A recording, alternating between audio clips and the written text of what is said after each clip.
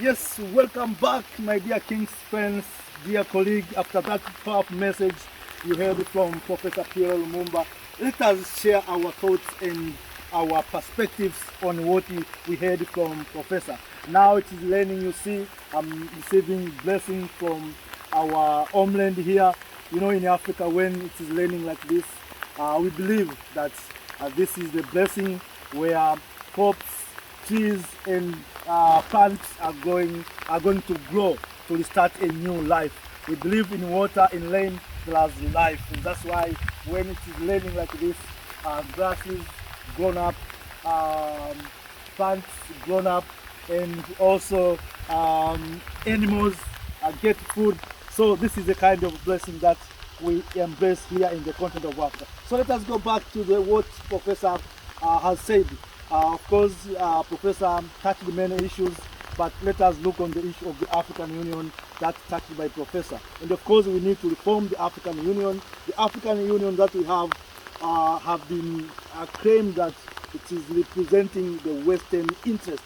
And that's why you see this time when these countries such as Mali, Niger, and Burkina Faso expressed France didn't hear anything from the African Union. And recently, Chad, Cote d'Ivoire, and also Senegal have taken the same steps taken by Mali, Niger, and Burkina Faso to expel French troops. So, but African Union is still keeping silence. But when it comes to constitution changes, you heard the African Union coming. And of course, we know that some countries have been suspended from membership of the African Union. Among of those countries are Burkina Faso, Mali, Niger, Gabon, Guinea, for unconstitutional changes.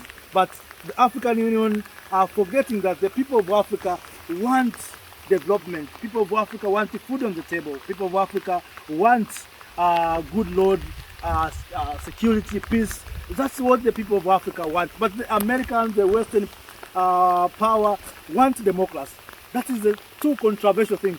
We Africans, we want to protect our natural resources. We want to benefit from our natural resources. We want Africans to control our economy. But the Western power, they want LGBTQ, they want democracy, they want changing of leaders. But here in the continent are totally different.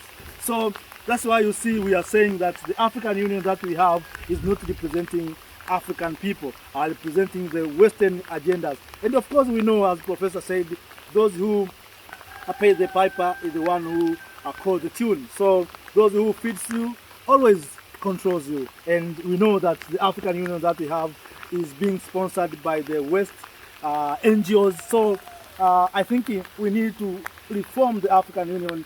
The year 2025, let us become the new start of reforming the African Union. We want the African Union that will be representing Africans here in the continent and international stages. The African Union that will defend Africans, that will unite Africans, but we have the African Union that is dividing Africans. As Professor said, some countries have already suspended. So how are you going to have the African Union that is suspending membership? It means these countries, what if these countries that have been suspended are going to form their own organization? The same happened to Mali, Niger, and Burkina Faso to form the Alliance of Sahel States after withdrew from ECOWAS. What about other countries and saying that we are going to withdraw from African Union? So it means African Union will become weak, and that's why we have been talking about reforming of the African Union. We want the African Union that is working for the interests of Africans. So, my dear kings and queens, let us also touch the issue of natural resources. Of course, Professor has said very well concerning about the issue of natural resources. For instance, he asked when Africans we are going to benefit from our natural resources in Democratic Republic of Congo. When are we going to benefit from our uranium in Niger? When are we going to power our houses, our industries from our uranium that are found in this continent? But you find that our resources are going outside of this continent, powering others, helping others, while Africans will remain poor. So the time has come, and that's why, you know, last year I shared the video that we need the African Diaspora Summit, where Africans, intellectuals here in the continent, and to our brothers and sisters who are in the diaspora will sit down in Addis or wherever in Accra, in Dar es Salaam, whether in Nairobi or Kampala or Kigali or Bujumbura in Burundi or Gaborone in Botswana, whether or in Lusaka in Zambia or in Dakar in Senegal or Lagos in Nigeria, whether they will sit down in Kinshasa in the Democratic Republic of Congo or Banjul in Gambia or in Ouagadougou in Burkina Faso or Bamako in Mali. We want a African Diaspora Summit where our intellectuals will sit down in those chapters that have been mentioned and to discuss the reform of the Africa. How are we going to benefit from our natural resources? We cannot rely on America, we cannot rely on China, we cannot rely on Europeans. The time has come for Africans to do what is good and right for our mother country, Africa. Let us unite, let us come together, let us join forces, join our hands and say, now we are going to liberate this continent. So wherever you are in the diaspora, raise your voice. Whether you are in Caribbean, raise your voice. Of course, when we talk about diaspora, we include all of them, those who are in Caribbean and those who are in US or America, whatever in Europe, all we call African diaspora. So where you are, raise your voice and say we are going to change this continent. We cannot rely and see our young men and women running away from this continent, dying into the seas and the oceans while they are trying to seek a green pasture, while the green pasture is here. As you see here, we have a green pasture. There's no need for us to run away to seek a green pasture somewhere else.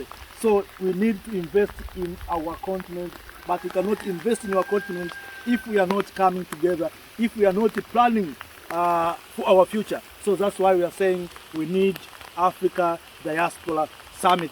And of course, on the issue of peace and security, I've already shared my thoughts. And of course, you remember I shared the video concerned about calling my held President Museveni to call other soldiers who are leaders like Captain Traore, Paul Kagame, Mamadou Doumbouya, Assimi Goïta Tiani.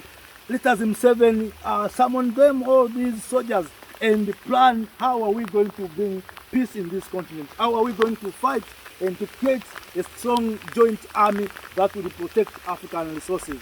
Let us tell the people of Congo, war is not the solution. Let us tell the people in Sudan, war will not bring solutions. Let us bring peace, let us come together.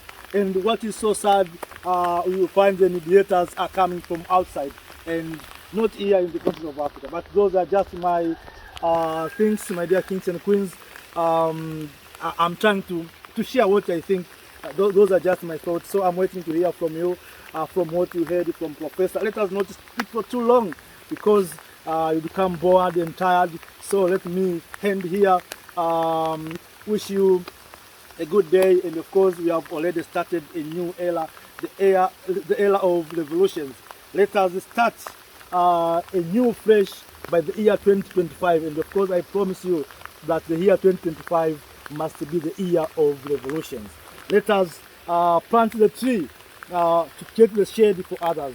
Of course, you remember I shared my video concerning what I was planting the trees and some banana trees. I'm trying to create shade for the coming generation. Everywhere you are, try to plant a tree. When I'm talking about a tree, it means do something that will be benefiting the coming generation. That's what I mean.